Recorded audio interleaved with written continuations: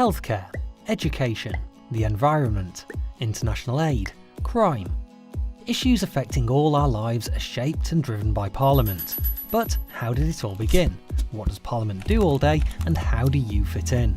Parliament has evolved throughout its long history to become what it is today, changing over time to meet the needs of the people. Two key historical events began this process. In 1215, King John put his seal on Magna Carta and agreed to a list of 63 rules set out by a group of barons. This ensured for the first time that no one, not even the king, was above the law. 50 years later, Simon de Montfort, for the first time, invited representatives of the towns and shires to his 1265 Parliament. These events established the foundations for the representative democracy we have today, and from this point onwards, the power to make decisions for the nation passed, over time, from the monarch to Parliament. Let's take a closer look at the UK Parliament today.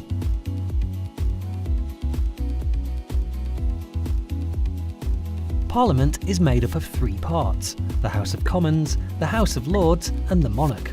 The House of Commons is the elected chamber of Parliament. It debates big issues, proposes laws, amends existing ones and challenges the government's work.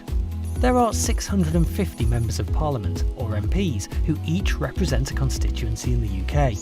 They belong to either a political party or are independent, and are elected by constituents of the area they want to represent.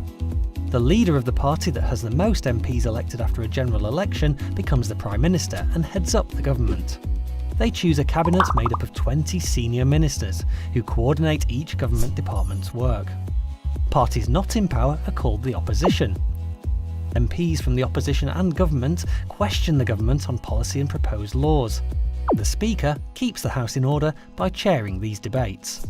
The House of Lords is the second chamber and shares the making and shaping of laws with the House of Commons.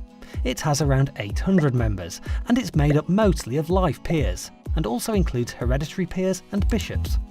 Lords are selected for their knowledge and experience and hold government to account by using their expertise to look at laws and issues in detail. The monarch's role is mainly ceremonial. They meet the Prime Minister once a week to hear what's going on in Parliament and formally agree every new law. But that's not all. There are also people working behind the scenes who support the work of Parliament: clerks, librarians, researchers and many more. The government has been elected to run the country, and Parliament holds the government to account for us, the public. But how? Prime Minister's questions and ministerial questions give MPs and Lords the opportunity to challenge the government's policies. It's in these debates that they can share the views of their constituents and the public and how new policies may affect them. Another important way Parliament can scrutinise or look in detail at the work of government is through select committees. Select committees analyse and scrutinise policy. They're made up of either MPs, Lords or a mixture of both. Together, committee members look at a particular subject and make recommendations on improvements. Witnesses with expertise in the area under scrutiny are called to give evidence, which is used to help shape the committee's inquiry. Members of the public, like you, with a view on the subject can also give evidence for consideration. At the end of an inquiry, a committee writes a report with recommendations that the government usually responds to within 60 days. Both houses in Parliament share responsibility for making and shaping laws. But where do laws come from in the first place? A bill is a proposal for a new law, or to change an existing law, and comes from lots of places, like governing and opposition parties, public inquiries, civil servants or campaign groups. So how does an idea get turned into a law? Imagine the government wanted to place greater controls over the internet. A proposal called a Green Paper is published, which presents the government's ideas for future policy. This is open for public discussion, with interested groups like internet service providers and others likely to be affected. Once findings are gathered, a white paper is published, which outlines a firmer plan for government policy. Cabinet ministers must agree whether the proposal is taken forward. Once agreed, a bill is drawn up, and the minister responsible for the policy introduces the bill to Parliament for debate. MPs and members of the House of Lords comment on, debate or amend the bill through several stages, and at the end of the process, apart from very rare circumstances, it must be agreed by both houses. It's then passed to the monarch, who gives formal approval, or royal assent, and the bill becomes law, called an Act of Parliament. In the UK, we live in a democracy, which means power is in the hands of the people through our right to vote. Throughout history, lots of people in the UK have campaigned for the voting rights we have today. There are lots of different types of elections to vote in: general, local, European. Let's take a closer look at how MPs are elected to the House of Commons through the general election. General elections take place in the UK usually once every 5 years, and every seat is up for grabs. On polling day, voters make a choice from a list of candidates. The candidate with the most votes then becomes that constituency's MP. OK, but how would I know who to vote for? Before elections, candidates need to campaign to get people to vote for them.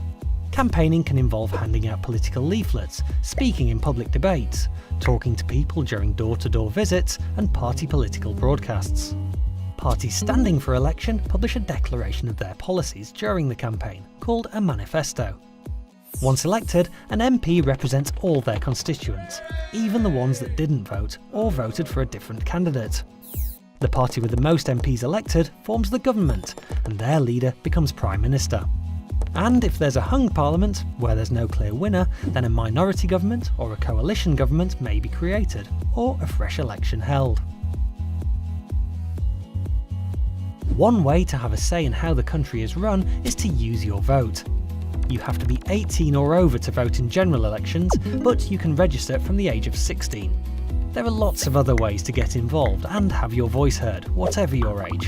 Remember, MPs represent all of their constituents. But how? You can visit an MP in their local constituency office, or you can even travel to the Houses of Parliament to lobby them in Central Lobby. Lords have knowledge and experience in specific subject areas. You can look them up by policy interest on the Parliament website. Anyone can contact any Lord or their local MP by letter, phone or email to discuss an issue that's important to them or their community. Sometimes though, there's strength in numbers, so to get your voice heard, you could join the youth section of a party or the UK Youth Parliament.